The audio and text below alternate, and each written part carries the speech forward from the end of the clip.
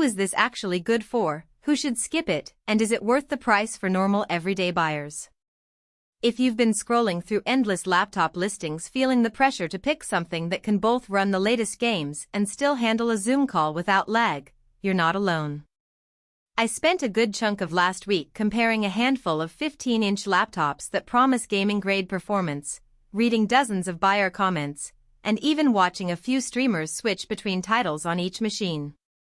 The Lenovo LOQ RTX 5060 is one of those all-in-one options that gets a lot of hype because it's dressed up with AI branding and a 144Hz screen, but the real question is whether its mix of power, storage, and price is actually a good fit for the average gamer who also needs a reliable workhorse. Link is in the description if you want to check the product details on Amazon. Let's start with the situation most of us find ourselves in. You've got a day job that needs Word, spreadsheets, maybe a little video editing, and then you come home and want to drop into Cyberpunk 2077 or the latest Battle Royale shooter without waiting for a desktop to boot up. The LOQ tries to be the bridge between those two worlds.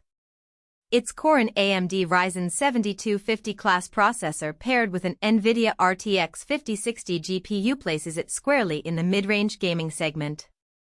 In practice that means you can comfortably push 1080p titles at high settings, and you'll see that buttery smooth 144Hz refresh on games that actually support it, like Fortnite or Valorant.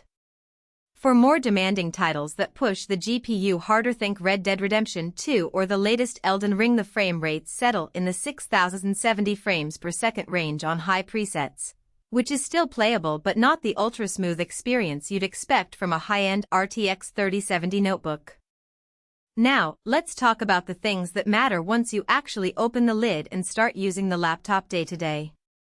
First up, the storage. 2 TB of SSD space is a serious plus.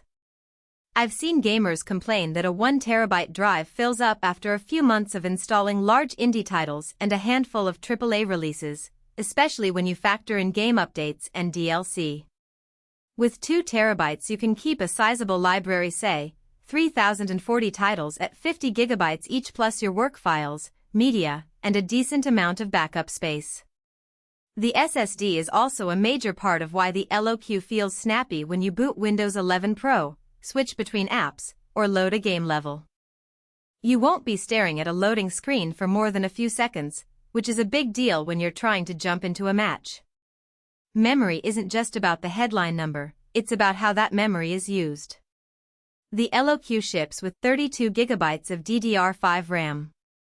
For most gamers, 16 GB is already plenty, but that extra headroom makes a difference if you're doing anything beyond straight gaming like running a game server, streaming on Twitch, and keeping your webcam and OBS running simultaneously.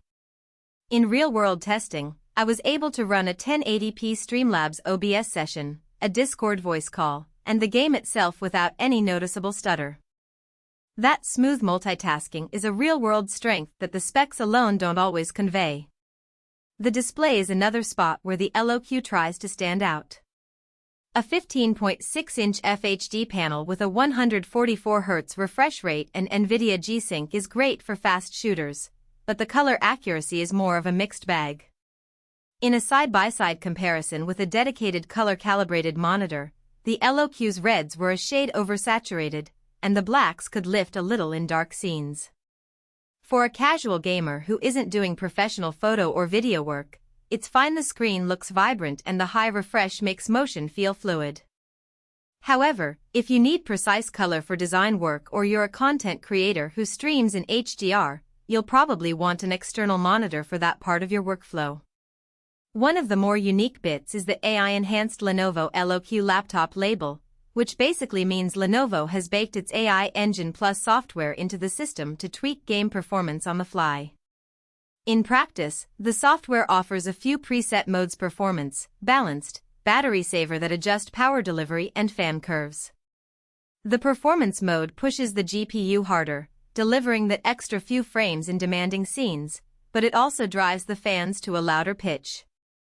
If you're gaming in a shared apartment, that fan noise can be noticeable. On the other hand, the balanced mode keeps the laptop relatively quiet while still delivering decent frame rates.